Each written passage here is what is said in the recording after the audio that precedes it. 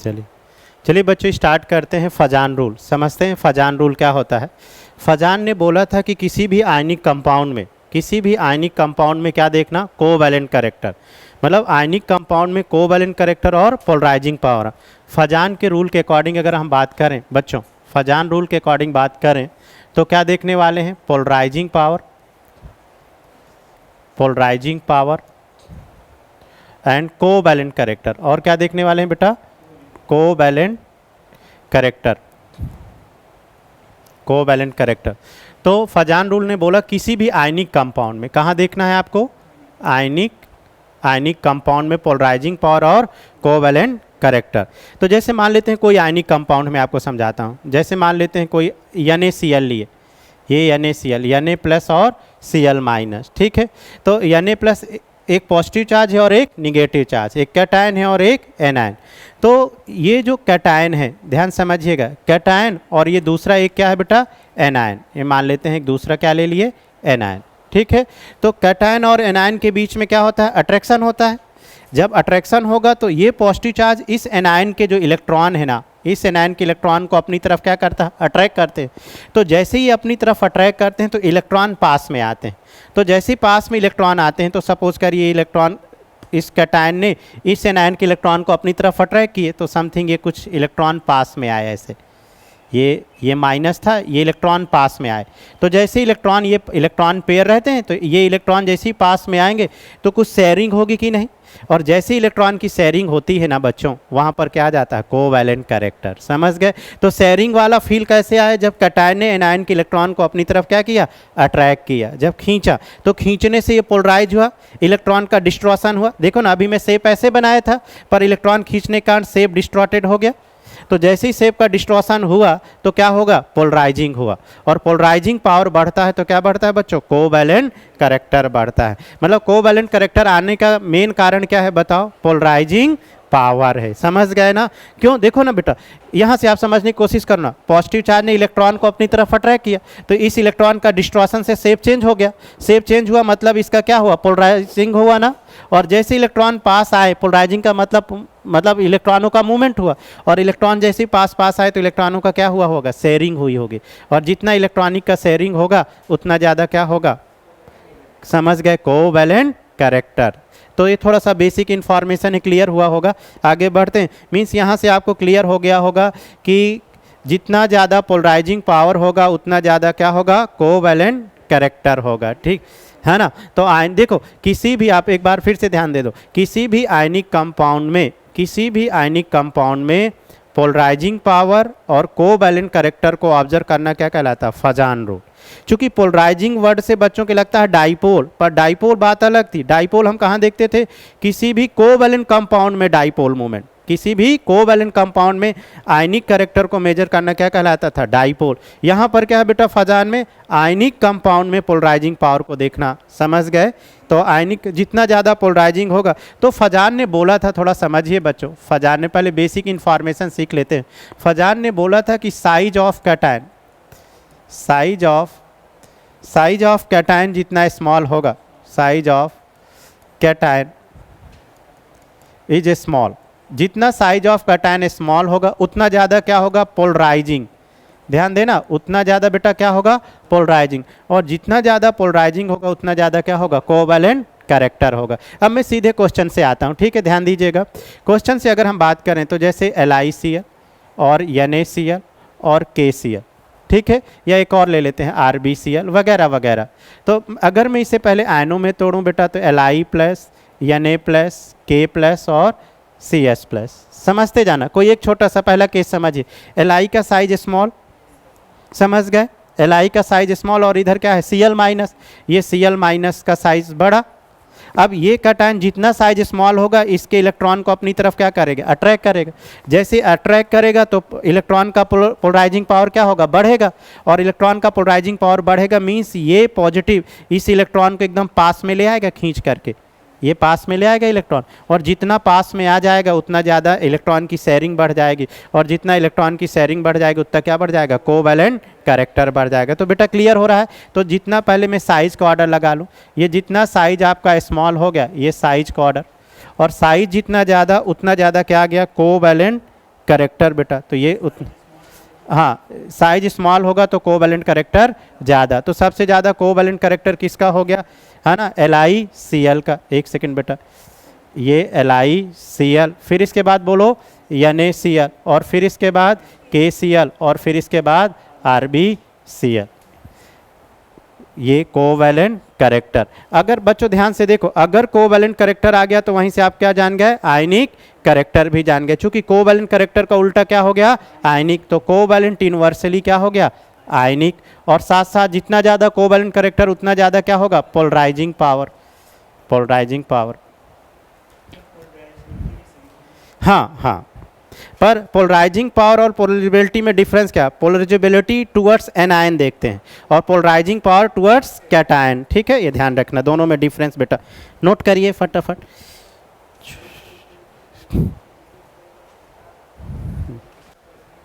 चलिए देखते हैं बच्चों, जैसे आपने NaCl लिया और MgCl2 और AlCl3, ध्यान दीजिएगा सारे बच्चे। अब इन्हें सबसे पहले आयनों में तोड़ लो, Na+, Mg2+ और Al3+। अब देखो, जिस एटम पे जितना ज़्यादा पॉजिटिव चार्ज बढ़ेगा साइज बेटा क्या हो जाएगा, उतना स्मॉल, और जितना साइज स्मॉल हो जाएगा उतना ज़्यादा इलेक्ट्रॉन को अपनी तरफ क्या करेगा, अट्रैक्ट करेगा। अट्रैक्ट करेगा तो पोलराइज पावर बढ़ेगा, और पोलराइजिंग बढ़ेगा तो क्या बढ़ेगा, covalent character. Means covalent character बढ़ने का मेन रीजन क्या है बताओ, पोलराइजिंग पावर, क्योंकि इलेक्ट्रॉन को अट्रैक्ट करेगा तो इलेक्ट्रॉन का डिस्ट्रॉशन होगा, इलेक्ट्रॉन डिस्ट्रॉशन करेगा, डिस्टॉर्टेड होगा, उसी को ही तो क्या बोलते हैं, पोलराइजिंग। और इलेक्ट्रॉन जब मूवमेंट करेगा तो पास पास आएगा, पास पास आएगा तो शेयरिंग बढ़ेगी, शेयरिंग बढ़ेगा तो कोवैलेंट करेक्टर। तो मतलब कोवैलेंट करेक्टर कहाँ से आते हैं बेटा, पोलराइजिंग पावर से। तो देखो, सबसे पहले साइज का ऑर्डर अगर हम बात करें तो जिस एटम पे जितना पॉजिटिव चार्ज बढ़ेगा उतना साइज क्या होगा, बोलो स्मॉल। तो अगर हम सबसे पहले बेटा साइज का ऑर्डर लगा लिए, ये लगा लिए हम साइज का ऑर्डर, और साइज का उल्टा क्या कर दिए, बोलो कोवैलेंट करेक्टर। ये देखे, तो चलिए यहाँ कोवैलेंट करेक्टर का ऑर्डर अगर हम बात करें तो AlCl3, फिर बोलो बेटा MgCl2 और फिर NaCl, ये हो गया कोवैलेंट करेक्टर। नोट करते जाइए साथ साथ। एक क्वेश्चन आप ट्राई करेंगे क्या, जैसे BeCl2, पहले बेसिक क्वेश्चन कर लेते हैं, BeCl2, MgCl2 और CaCl2, और चलिए एक और मिक्स कर लेते हैं AlCl3। तो सबसे पहले आप इनका बेटा क्या करने वाले हो, आयनों में तोड़ने वाले हो। जैसे ही आप इन्हें आयनों में तोड़े तो Be2+, Mg2+, Ca2+ और Al3+। पहले ये ध्यान दो, जिस एटम पे जितना पॉजिटिव चार्ज होगा उतना साइज क्या होगा, स्मॉल। साइज स्मॉल होगा तो एनायन को अपनी तरफ ज़्यादा अट्रैक्ट करेगा, अट्रैक्शन बढ़ेगा तो पोलराइजिंग पावर बढ़ेगा, और पोलराइजिंग बढ़ेगा तो कोवैलेंट करेक्टर। तो सबसे पहले अगर हम साइज का ऑर्डर लगाएं तो बताओ बेटा, सबसे स्मॉल साइज Al3+। अब देखो, beryllium magnesium top to bottom size बढ़ता है, तो इसके बाद क्या हो गया, Be2+, Be2+ के बाद बताओ बेटा Mg2+, ठीक है। रुके, मैंने उल्टा ऑर्डर लगा दिया, जस्ट मिनट। सबसे ज़्यादा Al3+, फिर बताओ बेटा सबसे कम, फिर Be2+, बी के बाद बताओ Mg, पहले साइज का ऑर्डर, और फिर इसके बाद बेटा मांगे और ये Ca2+। अब जैसे ही आप साइज का ऑर्डर जान गए, साइज जितना छोटा उतना ज़्यादा पोलराइजिंग, और जितना ज़्यादा पोलराइजिंग उतना ज़्यादा बेटा क्या होगा, कोवैलेंट करेक्टर।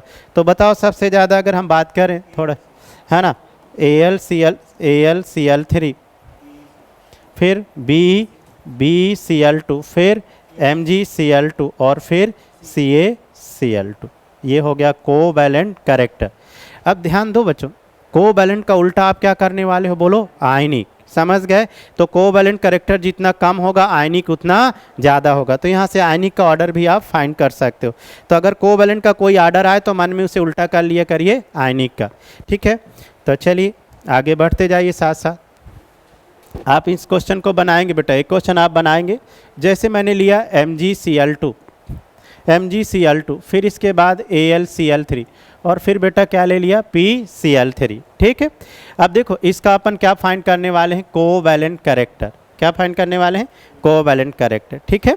तो सबसे पहले हम क्या फाइंड करेंगे यहाँ पर, साइज। सबसे पहले बेटा साइज, आयनों में तोड़ लो, Mg2+, फिर Al3+ और P3+।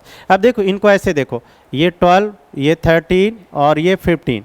देखो यहाँ साइज कैसे देखोगे, यहाँ पर पॉजिटिव चार्ज ज़्यादा है, जितना ज़्यादा पॉजिटिव चार्ज उतना साइज स्मॉल। अब चूंकि यहाँ सेम पॉजिटिव चार्ज आ गए 3 यहाँ पर लेफ्ट टू राइट देख लो साइज क्या होगा, स्मॉल, क्योंकि लेफ्ट टू राइट अगर नंबर ऑफ प्रोटॉन बढ़ेगा तो जेड इफेक्ट बढ़ेगा, और जेड इफेक्ट बढ़ेगा तो साइज क्या हो जाएगा, स्मॉल हो जाएगा। तो अगर हम साइज की बेटा बात करें तो ये लेफ्ट टू राइट यहाँ देख लिए, लेफ्ट टू राइट कॉन्सेप्ट, ठीक है। और तो P3 प्लस, फिर बेटा Al3 प्लस, और ये Mg2 प्लस। तो सबसे पहला काम है आपको साइज का ऑर्डर लगा लेना, ठीक है। और साइज आ गया तो जितना ज़्यादा साइज उतना ज़्यादा बोलो कोवैलेंट कैरेक्टर, पोलराइजिंग उतना ज़्यादा कोवैलेंट कैरेक्टर। ये AlCl3 और ये MgCl2, ये आपका आ गया covalent character and also polarising. और बच्चों पोलराइजिंग अगर कोवैलेंट कैरेक्टर आ गया तो उसका उल्टा क्या कर दोगे, आयनिक। तो मैं ये कॉन्सेप्ट अलग से लिख देता हूँ, कोवैलेंट कैरेक्टर इन्वर्सली आयनिक, ये हो गया आपका आयनिक, ठीक है। नोट करते जाइए, साथ साथ फाइंड करते जाइए। जैसे अगला क्वेश्चन लेते हैं PCl3, ये थोड़े कॉमन क्वेश्चन है जो एग्जाम में काफ़ी पूछे गए हैं। कॉमन क्वेश्चन इंपॉर्टेंट होते हैं क्योंकि इसमें बेसिक कॉन्सेप्ट रहते हैं। PCl3, CCl4 और बेटा PCl5, find the covalent character, covalent character. तो सबसे पहले देखो यहाँ 3 प्लस, फास्फोरस में यहाँ बेटा कितना प्लस है, 3 प्लस। इसका इधर का पिन टूट चुका है तो मुझे इधर से लिखना पड़ रहा है, कोई बात नहीं बच्चों। तो यहाँ पर P3 प्लस, यहाँ पर C4 प्लस और यहाँ पर 5 प्लस। जितना पॉजिटिव चार्ज बढ़ेगा साइज क्या हो जाएगा, स्मॉल हो जाएगा। तो अगर हम साइज़ की बात करें बेटा तो सबसे स्मॉल साइज़ फास्फोरस, फिर इसके बाद बोलो कार्बन और फिर फास्फोरस, ये साइज आ गया। और जैसे ही साइज आ गया, जैसे ही साइज आ गया वैसे ही देखो कोवैलेंट कैरेक्टर PCl5, फिर इसके बाद CCl4 और फिर इसके बाद PCl3, ये बेटा आ गया कोवैलेंट कैरेक्टर। अब देखो कोवैलेंट आ गया तो एक बार मैं आपको ये नहीं बोल रहा हूँ इसका आर्डर लिखे, पर मन में ले आया करिए, कोवैलेंट का उल्टा आयनिक। और अगर आयनिक आ गया तो आगे मैं उसमें क्वेश्चन कराने वाला हूँ। Ionic directly proportional boiling and melting point, ionic directly proportional solubility. तो अपन सॉलिबिलिटी के भी क्वेश्चन कर लेंगे, बॉइलिंग और मेल्टिंग पॉइंट के भी क्वेश्चन कर लेंगे, and also covalent character and polarising के तो कर ही रहे हैं, समझ गए। तो और क्या, तो फजान के रूल से आपको, ये फजान इसलिए मैं आपको बता रहा हूँ बेटा, सिखा रहा हूँ अभी इस समय एग्जाम से पहले। इसको आप एस ब्लॉक, सॉलिबिलिटी वगैरह बहुत जगह इनऑर्गेनिक में इनके कॉन्सेप्ट यूज होते हैं, वो आपको हेल्प करेंगे, ठीक है। फजान का जो क्वेश्चन बनेगा वो अलग है, बाकी इस कॉन्सेप्ट से आगे आप सॉलिबिलिटी, बॉइलिंग, मेल्टिंग पॉइंट बहुत सारे क्वेश्चन को फाइंड कर सकते हो। तो चलिए आगे बढ़ते जाइए। तो क्वेश्चन नोट कर लिए होंगे बेटा, आगे बढ़ते हैं। देखो अब जैसे मैं एक क्वेश्चन लेता हूं, ध्यान से समझना बच्चों। ये लिया AgF, ध्यान देना, ये लिया AgBr, सॉरी AgF सीक्वेंस में ही ले लेते हैं AgF, या रुकिए ताकि और मैं आपको अच्छे से एक्सप्लेन कर पाऊँ। ये रहा LiF, ये रहा बेटा LiBr, ठीक है। और ये रहा आपका Br बार आ रहा भाई, Li फ्लोरीन के बाद क्लोरीन आता है, क्लोरीन, ये ब्रोमीन और ये आयोडीन, ये Li, ठीक है। ध्यान से समझिएगा। अब देखो अगर यहाँ कैटायन सेम हो गया तो एनायन अलग अलग हो गया, F minus, Cl minus, Br minus और I माइनस। ऐसा भी सेम अप्रोच लगा सकते हो, सिमिलर AgF, AgCl, AgBr और AgI, ठीक है। चूँकि कैटायन कैटायन क्या हो गया, सेम हो गया, तो अप्रोच तो बेटा सेम ही लगने वाला है, F minus, Cl minus, Br minus और I माइनस। अब देखो समझ, इनको आप विजुलाइज कैसे करोगे, अप्रोच कैसे लगोगे, ताकि भूले ही ना, कैसे अप्रोच लगाएंगे। देखो लिथियम का बेटा साइज क्या हुआ, स्मॉल, कैटायन का साइज स्मॉल हो गया, ये कैटायन का साइज, और F ये एनायन का साइज भी स्मॉल, थोड़ा समझना। अब यहीं पर ये देखो कैटायन का साइज स्मॉल और I माइनस ले लेता हूँ, I माइनस का साइज क्या हुआ, बड़ा, ये आयोडीन के लिए है, ये I माइनस हो गया। अब समझिए अगर साइज स्मॉल होगा तो इलेक्ट्रॉन न्यूक्लियस के क्लोज होगा, इलेक्ट्रॉन न्यूक्लियस के क्लोज होगा तो फ्लोरीन माइनस के इलेक्ट्रॉन को न्यूक्लियस पकड़ के रखेगा, तो ये कैटायन थोड़ा मुश्किल होगा ना इसको अट्रैक्ट करना, इसके न्यूक्लियस के, इसके इलेक्ट्रॉन को।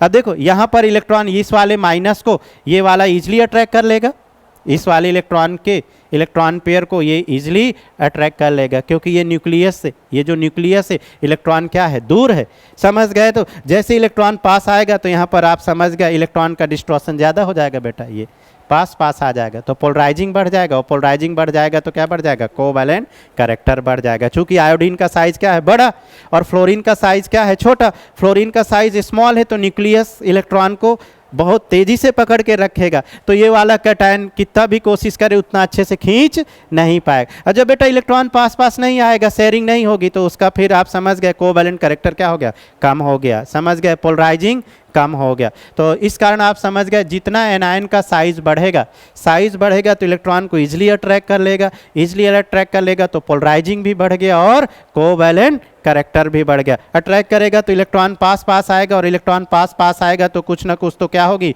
शेयरिंग होगी, और इलेक्ट्रॉन की शेयरिंग ही क्या कहलाती है, कोवैलेंट कैरेक्टर कहलाती। समझ गए। तो फजान ने ये बोलने की बेटा कोशिश करी थी कि कोई भी आयनिक जो कंपाउंड होते हैं वो प्योरली आयनिक नहीं होते। उनका ये कहने का मतलब था कि इन आयनिक कंपाउंड में कुछ ना कुछ क्या रहता है, कोवैलेंट कैरेक्टर रहता है। ऐसा उसका ऑब्जर्वेशन था, उसी ऑब्जर्वेशन को हम यहाँ पर समझने की कोशिश कर रहे हैं अकॉर्डिंग टू फजान। तो देख रहे हो बच्चों, तो इसलिए हम जनरली याद कर लेते हैं कि कैटायन का साइज क्या होगा, स्मॉल, और एनायन का साइज क्या है, बड़ा। पर बच्चों को थोड़ा साइंस के स्टूडेंट होने के नाते कि भाई ये तो ध्यान दें कि आखिर किस सेंस में बोल रहा है कि एनायन का साइज बड़ा, किस सेंस में बोल रहा है, एनायन का साइज बड़ा होगा तो इलेक्ट्रॉन इजीली अपनी तरफ अट्रैक्ट कर लेगा, और इलेक्ट्रॉन जितना इजीली अट्रैक्ट कर लेगा इलेक्ट्रॉन पास पास आएगा, और इलेक्ट्रॉन बेटा पास पास आएगा तो शेयरिंग बढ़ जाएगी, शेयरिंग बढ़ जाएगी तो क्या बढ़ जाएगा, कोवैलेंट कैरेक्टर। क्लियर हो गया। तो बच्चों साइज ऑफ एनायन लार्ज क्यों हुआ और साइज ऑफ कैटायन, कैटायन का साइज स्मॉल और एनायन का साइज क्या होना चाहिए, लार्ज, शाबाश, बड़ा होना चाहिए। मीन्स इसका अगर आप ऑर्डर लगाओ तो LI, फिर इसके बाद LI के बाद बेटा LIBr, फिर LiCl, और फिर रहा LiF। ये आपका आ गया कोवैलेंट कैरेक्टर, और कोवैलेंट कैरेक्टर से पहले क्या आया होगा, पोलराइजिंग पावर आया होगा, और कोवैलेंट आ गया तो कोवैलेंट का उल्टा क्या कर लोगे, आयनिक, आयनिक, और आयनिक आ गया तो समझ गए बॉइलिंग, मेल्टिंग, सॉल्युबिलिटी। वाह, समझे। तो चलिए आगे बढ़ते हैं, थोड़े एनायन बेस्ड क्वेश्चन में करा दूं, है ना। तो देखिए, जैसे देखो बेटा यहाँ पर देखिए, जैसे मैंने लिया Li2O, ठीक है, Li2O, फिर इसके बाद हम ले लेते हैं Li3N और LiF, ठीक है। इसका find the polarising power and also covalent character. समझ गए। तो सबसे पहले हम इसको आयनों में तोड़ेंगे, तो 2Li प्लस तो 2O माइनस, बेटा 3Li प्लस तो 3N माइनस, फिर LiF, है ना, तो F माइनस। जिस एटम पे जितना निगेटिव चार्ज बढ़ता है उतना साइज बढ़ जाता है, साइज बढ़ेगा तो जो कैटायन है वो अपनी तरफ अट्रैक्ट कर लेगा, अट्रैक्ट करेगा तो इलेक्ट्रॉन का डिस्ट्रॉशन होगा, इलेक्ट्रॉन डिस्ट्रॉशन होगा तो पोलराइजिंग बढ़ेगा, और पोलराइजिंग बढ़ेगा बेटा तो क्या बढ़ जाएगा, कोवैलेंट कैरेक्टर। समझ गए। तो बोलो सबसे पहले साइज का ऑर्डर लगा लिया करो, जितना ज़्यादा माइनस चार्ज उतना ज़्यादा साइज। ध्यान देना, जिस एटम पे निगेटिव चार्ज बढ़ेगा साइज बढ़ता जाएगा। फिर इसके बाद देखो ऑक्सीजन, और फिर इसके बाद बेटा F माइनस। ये आपका आ गया ऑर्डर साइज का। गुड। साइज का उल्टा क्या करने वाले हो, बोलो कोवैलेंट कैरेक्टर। सबसे ज़्यादा कोवैलेंट कौन सा हो गया, Li3N, फिर बोलो बच्चों Li2O, और फिर क्या हो गया, LiF। ये हो गया कोवैलेंट, एंड कोवैलेंट आल्सो बोलो पोलराइजिंग पावर, ऐसे निकाल सकते हैं। तो चाहे कैटायन के टूवर्ड्स हो चाहे एनायन के टूवर्ड्स हो, ठीक है।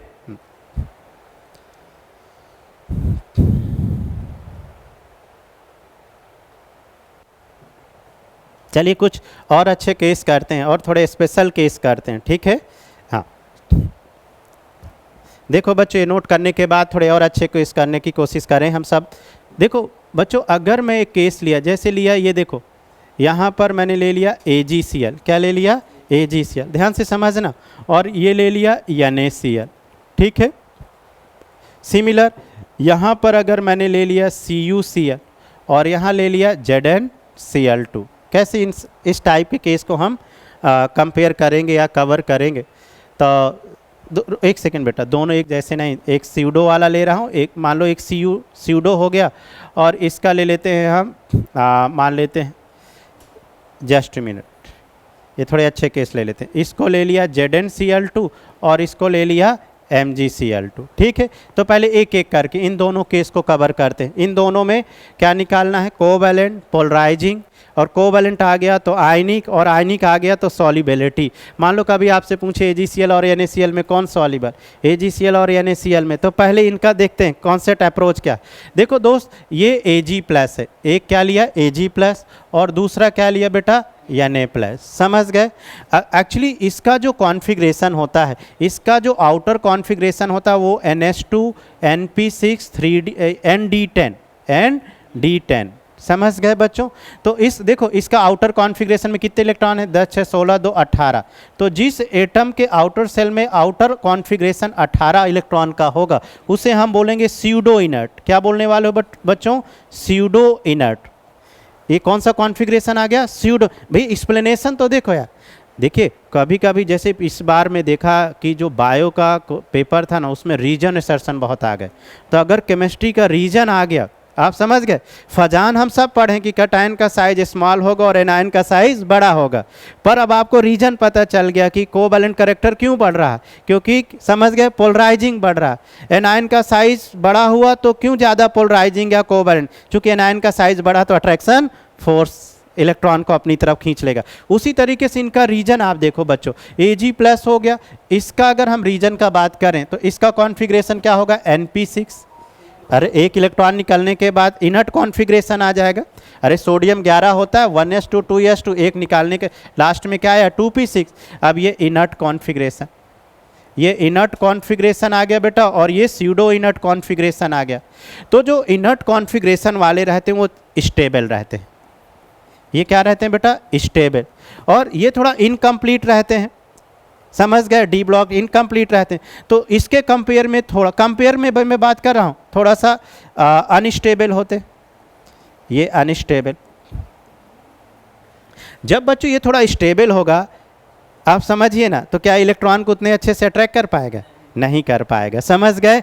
तो ये Ag+, ये जो Ag+ का कैटायन है ना, Ag+ का कैटायन है जिसको हम स्यूडो इनर्ट बोले, ये एनायन को, Cl के एनायन के इलेक्ट्रॉन को ईजिली अट्रैक्ट कर लेगा, ज़्यादा अट्रैक्ट करेगा। जब ज़्यादा अट्रैक्ट करेगा इन दोनों इलेक्ट्रॉन पेयर को बेटा, तो यहाँ पर पोलराइजिंग पावर नहीं बढ़ जाएगा। ये इलेक्ट्रॉन पास आ गया, इसके ये इलेक्ट्रॉन शेयरिंग पास आ गया, तो पोलराइजिंग, चूँकि ये थोड़ा सा स्टेबल है उसके कंपेयर में, तो Na+ ये थोड़ा सा स्टेबल है, और ये वाले Cl- को उतने अच्छे से अट्रैक्ट नहीं कर पाएगा। समझ गए। तो स्यूडो इनर्ट वालों का ना बच्चों पोलराइजिंग पावर ज़्यादा होता है, क्योंकि ये थोड़े कम स्टेबल होते हैं। किसके कंपेयर में, इनर्ट कॉन्फ़िगरेशन के कंपेयर में। तो इसका पोलराइजिंग पावर मीन्स सॉरी क्यों बोलो बच्चों, Ag+ का साइज क्या हो गया, स्मॉल हो गया। तो स्मॉल क्या, आप समझ गए रीजन यहाँ पर क्या है। तो Ag+ वाले का बेटा AgCl का कोवैलेंट कैरेक्टर क्या हो गया, बोलो ज़्यादा हो गया, और NaCl का कोवैलेंट कैरेक्टर क्या हो गया, कम हो गया। कोवैलेंट आ गया तो पोलराइजिंग आ गया, चूँकि पहले पोलराइजिंग ही देखते हैं, और पोलराइजिंग आ गया तो कोवैलेंट आ गया तो आयनिक। मीन्स हर स्यूडो वाले का बेटा, हर स्यूडो वाले का पोलराइजिंग पावर और कोवैलेंट कैरेक्टर क्या होगा, ज़्यादा होगा। नोट कर लीजिए। और ये वाला केस आपको क्लियर ही हो गया होगा। दूसरा वाला यहाँ पर देख लो, क्या लिया हमने, Zn2+, और इधर क्या लिया, Mg2+। अब Zn का कॉन्फ़िगरेशन स्यूडो हो गया। अरे कॉन्फ़िगरेशन करोगे तो देखो ना, यही तो आता है आउटर कॉन्फ़िगरेशन, NH2 NP6 और 3D10 मतलब ND2, और इसका कॉन्फ़िगरेशन 2p6। तो ये इनर्ट कॉन्फ़िगरेशन बच्चों, और ये क्या हो गया बोलो, स्यूडो इनर्ट कॉन्फ़िगरेशन। तो स्यूडो थोड़ा सा अनस्टेबल कंपेयर में, इसके कंपेयर थोड़ा सा अनस्टेबल, और ये वाला बेटा थोड़ा सा इसके कंपेयर में क्या होगा, स्टेबल। मैं कंपेयर में बात कर रहा हूँ, हैं दोनों स्टेबल, पर इनर्ट वो कंप्लीट इनर्ट है। समझ गए, चूँकि ये थोड़े से इनकम्प्लीट रहते हैं। ठीक है, तो इस कारण इसका अट्रैक्शन फोर्स क्या हो गया, ज़्यादा हो गया। अट्रैक्शन फोर्स ज़्यादा हो गया, पोलराइजिंग ज़्यादा तो कोवैलेंट कैरेक्टर, और कोवैलेंट कैरेक्टर ज़्यादा तो समझ गए आयनिक कैरेक्टर ज़्यादा। तो बहुत बढ़िया। अब देखो जैसे मैं बात करूँ, यहाँ पे कॉन्सेप्ट लिखे दे रहा हूँ। अगर आप बेटा कोवैलेंट कैरेक्टर निकालिए, कोवैलेंट, जस्ट मिनट देखिए, अब अप्रोच लगा लो। अगर आपने कोवैलेंट करेक्टर निकाल लिया तो क्या जान गए, कोवैलेंट का उल्टा क्या हो गया, आयनिक हो गया, आयनिक। अगर आयनिक निकाल लिए तो ionic directly proportional boiling point, बेटा directly proportional boiling and melting point and also solubility, solubility based question, solubility boiling and melting ये लिखे दे रहा हूँ मैं, एंड सॉलिबिलिटी। हाँ अब वो अलग कॉन्सेप्ट हो जाता है, पर ठीक है, जितना ज़्यादा हाइड्रेशन एनर्जी उतनी ज़्यादा सॉलिबिलिटी, ठीक है। तो ये थोड़ा सा भी फजान से थोड़ा हाइड्रेशन की बाउंड्री बाहर हो जाती है, तो अपन बाउंड्री उसको यहाँ पर मिक्स करेंगे तो थोड़ा कंट्राडिक्ट करेगा, ठीक है। हाँ तो अब जैसे अब आप बता सकते हो कि NaCl और AgCl में किसका बॉइलिंग पॉइंट ज़्यादा, अब आप बता सकते हो, क्योंकि इसका कोवैलेंट करेक्टर ज़्यादा, कोवैलेंट करेक्टर ज़्यादा तो आयनिक कम, और आयनिक कम तो समझ गए ना, तो ये कम सॉल्युबल मीन्स NaCl ज़्यादा सॉल्युबल, ये सॉल्युबिलिटी अगर क्वेश्चन आ जाए बेटा। अगर यहीं पर बोलता कि बॉइलिंग और मेल्टिंग पॉइंट तो यही same concept, boiling and melting point अब निकाल सकते हो, है ना, कोई से भी क्वेश्चन का बॉइलिंग सॉल्युबिलिटी। तो अब बच्चों हम थोड़े से कुछ अच्छे क्वेश्चन करते हैं, सीधे बड़े क्वेश्चन में आते हैं। चलो या एक बेसिक क्वेश्चन चलो कर लेते हैं, ये NaCl, ये MgCl2 और ये AlCl3, बेटा ऐसे क्वेश्चन आएगा, बोलेगा find the boiling point and also चलो सॉल्युबिलिटी। तो जो फजान बाउंड्री पे क्वेश्चन है वो आप बना सकते हो। तो सबसे पहले इनका क्या निकाल लोगे, साइज, ये देखो Mg2+ और Al3+, तो ये बेटा साइज का ऑर्डर आ गया, साइज आ गया तो क्या आ जाएगा, कोवैलेंट कैरेक्टर, सबसे पहले कोवैलेंट बेटा निकालना, तो AlCl3 फिर MgCl2 और फिर NaCl। अब कोवैलेंट का उल्टा क्या कर दिए, आयनिक, NaCl MgC, ये रहा बेटा कोवैलेंट कैरेक्टर, ओ कोवैलेंट कैरेक्टर, और कोवैलेंट का उल्टा हमने क्या कर दिया, देखो ये रहा आयनिक, और जितना ज़्यादा आयनिक उतना ज़्यादा बोलो बॉइलिंग पॉइंट, उतनी ही ज़्यादा क्या हो गई, सॉल्युबिलिटी, ठीक, and melting point also melting point. Note कर लीजिए क्वेश्चन। तो फजान आपका बहुत हेल्प करने वाला है। थोड़े से हेडिंग डाली ना, मिक्स्ड ऑक्साइड, थोड़े बड़े क्वेश्चन में कराता हूँ, बॉइलिंग मेल्टिंग एंड सॉल्युबिलिटी के। अब ये कॉमन क्वेश्चन आप सब बना लोगे बेटा। हाँ स्यूडो वाले केस ध्यान रखिएगा, स्यूडो का कोवैलेंट और पोलराइजिंग पावर हमेशा ज़्यादा होगा इनर्ट वाले कॉन्फ़िगरेशन से, ठीक है। और स्यूडो क्या होते हैं, जिनका आउटर कॉन्फ़िगरेशन क्या हो, 18 हो, ठीक है। और बाकी साइज फैक्टर लगाते रहेंगे। तो चलिए थोड़े से मिक्स्ड हेडिंग डालते हैं, मिक्स्ड ऑक्साइड, ये अच्छे इनऑर्गेनिक के क्वेश्चन है। मैंने क्या बोला, इनऑर्गेनिक के का बोरान फैमिली हो, कार्बन फैमिली हो या डी ब्लॉक हो, वहाँ से बॉइलिंग मेल्टिंग सॉल्युबिलिटी के क्वेश्चन बनाता है। तो जब इतने भारी भरकम क्वेश्चन बने तो आपकी हेल्प कौन करने वाला, फजान रूल। तो आइए देखते हैं। सबसे पहले बेटा ये देखो, जैसे मैंने ये लिथार्ज लिया Pb3O4, it is a mix oxide. Pb3O4 carbon family में लेड के ऑक्साइड है। इसे सिंदूर भी बोलते हैं, क्या बोलते हैं, सिंदूर, है ना, 2 चुटकी सिंदूर की कीमत वगैरह आपने सुना होगा। तो ये लिथार्ज, बेटा ये ब्रेक कैसे होता है, पहले आप यहाँ देखो, ये PbO और ये बन गया PbO2, 2 PbO2, ये हो गया ना, नहीं सॉरी PbO2, ठीक है, एक सेकेंड, ये बन गया PbO2, देखो ना इधर 2 PbO कर लो, 2 PbO, 2 और 4 ऑक्सीजन हो गए और 3 लेड हो गया, ठीक है। तो लिथार्ज कैसे टूटता है आपके सामने। अब देखो इसमें बेटा वो क्वेश्चन क्या पूछेगा कि ये PbO और ये रहा PbO2, थोड़े अच्छे क्वेश्चन हम करने वाले हैं। ये इनका आपको बताना है बॉइलिंग एंड मेल्टिंग पॉइंट, कि PbO और PbO2 में किसका बॉइलिंग और किसका मेल्टिंग पॉइंट। इवन इसकी आप क्या बता सकते हो, सॉलिबिलिटी भी बता सकते हो। कैसे, देखो ये -2 तो ये क्या हो गया बेटा +2, यहाँ -2 तो ये क्या हुआ +2, ये -2 तो यहाँ +2, तो यहाँ Pb का ऑक्सीडेशन नंबर कितना हुआ +4, और यहाँ पर Pb का ऑक्सीडेशन नंबर कितना हुआ +2, समझ गए। तो Pb देखो चार्ज, पॉजिटिव चार्ज बढ़ेगा तो क्या बढ़ेगा, कोवैलेंट, बढ़ गया कोवैलेंट। तो सबसे पहले मैं कोवैलेंट को ऑर्डर लगा दूं, मींस PbO2 का कोवैलेंट कैरेक्टर ज़्यादा होगा देन PbO, ये हो गया कोवैलेंट। बेटा कोवैलेंट का उल्टा क्या कर दिया, आयनिक, है ना। बहुत बार ऐसे आपसे क्वेश्चन पूछता है कि which of the following is the most ionic. तो ऐसे कॉम्प्लेक्स टाइप का क्वेश्चन आए तो याद रखना फजान की हेल्प से हम इन्हें फाइंड कर सकते। तो बेटा कोवैलेंट का उल्टा आपने क्या कर दिया, आयनिक, ये PbO, और जैसे ही आपका आयनिक आ गया तो मैं क्या पूछ रहा था यहाँ पर, सॉलिबिलिटी पूछ रहा था, सॉलिबिलिटी हो, बॉइलिंग पॉइंट हो, वगैरह वगैरह, तो जो सॉलिबिलिटी का ऑर्डर भी आ गया और आल्सो बॉइलिंग, उसका मर्जी कुछ भी पूछ सकता है। नोट करिए, अगर आप ये सीख गए होंगे तो ये वाला भी बनाइए Mn3O4। तो जैसे लिथास टूटा वैसे ये सारे मिक्स ऑक्साइड वाले केस। तो बेटा ये कैसे टूटने वाला है, MnO2 MnO, और ये क्या बनाने वाला है, MnO2। ठीक है, इसका इस बार अपन बॉइलिंग एंड मेल्टिंग पॉइंट की बात करें, बॉइलिंग एंड मेल्टिंग पॉइंट। बहुत अच्छे क्वेश्चन है, ध्यान देना बच्चों। तो इसको आप क्या बना लिए, MnO, इसका स्ट्रक्चर क्या बन गया है, MnO2। देख लो, ये -2 तो ये क्या हो गया, +2, ये वाला -2 तो ये +2, ये -2 तो ये क्या हो गया, +2। यहाँ Mn पे चार्ज कितना आया, +2, और यहाँ पर Mn में चार्ज कितना आया, +4। जितना चार्ज बढ़ेगा बेटा, जितना चार्ज बढ़ेगा, देखो ना, उतना साइज क्या होने वाला है, स्मॉल। तो साइज स्मॉल तो क्या बढ़ गया, कोवैलेंट। तो सबसे पहले हम कोवैलेंट का ऑर्डर लगा लेते हैं। तो MnO2 का कोवैलेंट कैरेक्टर ज़्यादा और MnO का कोवैलेंट कैरेक्टर बेटा क्या हो गया, कम हो गया। कोवैलेंट जान गए तो कोवैलेंट का उल्टा क्या कर दिया, ionic. MnO is more ionic than MnO2, ये आयनिक आ गया। और अगर आयनिक आ गया तो boiling point and melting point आ गया बच्चों। ठीक है, नोट करिए। तो ये अच्छे केस हैं, थोड़े ध्यान दीजिए, नोट कर लिए होंगे अगर।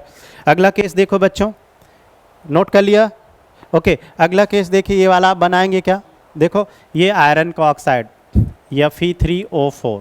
ठीक है, तो ये कैसे टूटता है मैं बच्चों बता दूं, याद रखना, FeO और Fe2O3। ठीक है, अब देखो ये इंपॉर्टेंट है, ये सारे के सारे बहुत इंपॉर्टेंट केस है। इनके बॉइलिंग एंड मेल्टिंग पॉइंट जब आप एग्जाम में आते हैं तो बच्चों को लगता है इनको कैसे फाइंड करें। ठीक है, तो देखो सबसे पहले इनका ऑक्सीडेशन नंबर निकालो, ये -2 तो ये +2 और ये +3।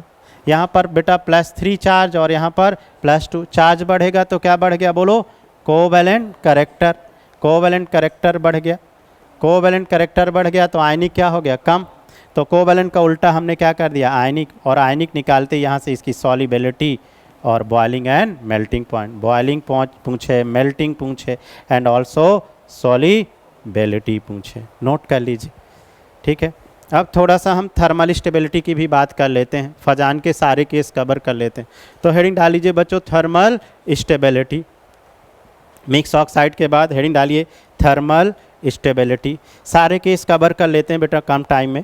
तो अगर हम बात करें थर्मल स्टेबिलिटी की तो ध्यान से देखो, जैसे थर्मल स्टेबिलिटी की बात करें, हम कार्बोनेट की बात करते हैं बच्चों। कार्बोनेट, ये लिया कार्बोनेट। कार्बोनेट दो तरीके से, एल्कालिक कार्बोनेट और एल्कलाइन अर्थ मेटल कार्बोनेट। तो अगर कार्बोनेट की बात करें तो ये हो गया फर्स्ट है और ये हो गया सेकेंड है। दो का एस ब्लॉक के कार्बोनेट ले लेते हैं पहले, एस ब्लॉक। तो एल्कली में बेटा ये कैसे बनाते हैं, M2CO3, और एल्कलाइन अर्थ मेटल कैसे कार्बोनेट बनाते हैं, MCO3। अब यहाँ पर हम जैसे रखें वैल्यू Li2CO3, Li2 के बाद Na2CO3, हलीना की रब से फरियाद K2CO3, फिर वगैरह वगैरह कहाँ तक पहुँच गए, CS2CO3। ध्यान से समझना यहाँ पर। चलो पहले इस एक एक करके सीखते हैं, ऐसा जल्दबाजी क्या है। ये कार्बोनेट हो गया, देखो बच्चों ये टॉप टू बॉटम, अगर हम इनको आयनों में तोड़ दें, ध्यान से देखना, अगर हम इन्हें आयनों में तोड़ें तो ये 2Li प्लस CO3 2-। अब समझिए बेटा, Li का साइज क्या है, स्मॉल है ना, और कार्बोनेट का साइज क्या है, बड़ा। ये यहाँ साइज में बड़ा बना देता हूँ ये। अब ये समझ गए ना। अब जैसे जैसे आप टॉप टू बॉटम जाओगे तो कैटायन का साइज क्या होगा, बढ़ेगा। समझ गए, कैटायन का साइज बढ़ेगा तो अट्रैक्शन क्या हो जाएगा, कम, है ना। अट्रैक्शन क्या हो जाएगा, कम। थोड़ा सा रिलेटिव इसको छोटा रखना होता है, थोड़ा सा रिलेटिव छोटा, समझ गए। तो यहाँ पर अट्रैक्शन ज़्यादा और यहाँ पर अट्रैक्शन कम। तो देखो बच्चों, टॉप टू बॉटम जाओगे तो साइज ऑफ कैटायन बढ़ा, साइज ऑफ कैटायन बढ़ा, समझ गए। तो कोवैलेंट कैरेक्टर क्या हो जाएगा, कम।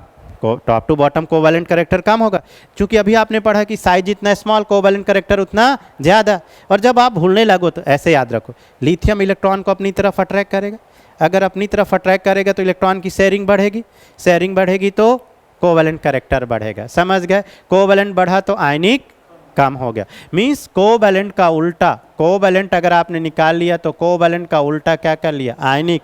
और अगर बेटा आयनिक आ गया तो ionic directly proportional thermal stability, ionic directly proportional thermal stability. इसलिए top to bottom thermal stability क्या होती है, इंक्रीज होती है। टॉप टू बॉटम बेटा थर्मल स्टेबिलिटी इंक्रीज, क्यों इंक्रीज, क्योंकि कोवैलेंट कैरेक्टर क्या हो रहा है, कम। यहाँ से देखो कोवैलेंट कैरेक्टर कम हो रहा है, डिक्रीज कर रहा है। कोवैलेंट कैरेक्टर बेटा क्या हो रहा है, डिक्रीज। कोवैलेंट डिक्रीज तो आयनिक इंक्रीज, ये आयनिक इंक्रीज कर गया, ठीक है। आयनिक इंक्रीज कर गया तो थर्मल स्टेबिलिटी बढ़ गई। सेम अप्रोच यहाँ पर भी लगने वाला है, BeCO3 MgCO3। पहले सीखो कहाँ तक आप चले गए बेटा, मांगे कार स्कूटर से लेके BaCO3। अब देखो टॉप टू बॉटम साइज बढ़ा, कैटायन का साइज बढ़ेगा तो कोवैलेंट कैरेक्टर क्या हुआ, कोवैलेंट कैरेक्टर बेटा डिक्रीज। कोवैलेंट कैरेक्टर डिक्रीज तो आयनिक कैरेक्टर क्या हो गया बोलो, इंक्रीज। आयनिक कैरेक्टर क्या हो गया, इंक्रीज। और आयनिक कैरेक्टर इंक्रीज तो बेटा क्या इंक्रीज कर गया, थर्मल स्टेबिलिटी। तो आयनिक डायरेक्टली प्रोपोर्शनल क्या हो जाएगा, थर्मल स्टेबिलिटी हो जाएगा, ठीक है। अब इन कार्बोनेट या सल्फेट का बच्चों सेम ऑर्डर चलता है, जो कार्बोनेट का होगा ऑर्डर थर्मल स्टेबिलिटी का, वही क्या होगा, सल्फेट का होगा। पर बच्चों इसमें बहुत अच्छे क्वेश्चन ऐसे पूछते हैं, अगर आप सबको याद हो इस ब्लॉक में, कौन सा कार्बोनेट ईजिली डिकम्पोज होगा, कौन सा कार्बोनेट ईजिली डिकम्पोज होगा, समझ गए ना। तो मैं थोड़ा सा ये नोट कर लीजिए, तो मैं समझाता हूँ कैसे डिकम्पोजिशन का कॉन्सेप्ट सीखते हैं। नोट हो गया बेटा, शाबाश, हो गया। चलो यहाँ से समझो, जैसे कोई सा भी मैं कार्बोनेट ले लेता हूँ, ये BeCO3 है बेटा, मांगे से लेकर आखिरी तक ये BaCO3, ठीक है। अब ध्यान से समझना बच्चों, समझना कितना प्यारा अप्रोच है। अगर आप इसे आयनों में तोड़े तो ये Be2+, और ये CO3 2-, समझना। सिमिलर ये Ba2+, और ये CO3 2-। अब देखो दोस्तों, V का साइज क्या है, स्मॉल, B का साइज क्या है, स्मॉल। जब स्मॉल साइज होगा तो इस एनायन के इलेक्ट्रॉन को अपनी तरफ अट्रैक्ट करेगा। जब इलेक्ट्रॉन को अपनी तरफ अट्रैक्ट करेगा तो ये सिग्मा बॉन्ड वीक हो जाएगी। सिग्मा बॉन्ड, भाई इलेक्ट्रॉन इधर आ रहा है, और जैसे सिग्मा बॉन्ड वीक हो जाएगी तो यहाँ से CO2 निकल लेगा कि नहीं, चूँकि इलेक्ट्रॉन को अपनी तरफ क्या कर रहा है, अट्रैक्ट कर रहा है। खींचेगा तो ये बॉन्ड इजीली नहीं ब्रेक हो जाएगी। अब देखो यहाँ पर Ba2+ उतना तेजी से इस इलेक्ट्रॉन को अपनी तरफ नहीं खींच पाएगा, तो यहाँ से CO2 का निकलना क्या हो जाएगा, डिफ़िकल्ट हो जाएगा, समझ गए। मीन जैसे जैसे थर्मल स्टेबिलिटी बढ़ेगी डिकम्पोजिशन पुअर हो जाएगा, समझे। और यहाँ पर डिकम्पोजिशन क्या हो गया, ईजिली हो गया, समझे कैसे, क्योंकि इलेक्ट्रॉन को उसने अपनी तरफ क्या करा, खींचा, और खींचे तो ये वाली बॉन्ड क्या हो गई, वीक हो गई, बॉन्ड ब्रेक हो गई।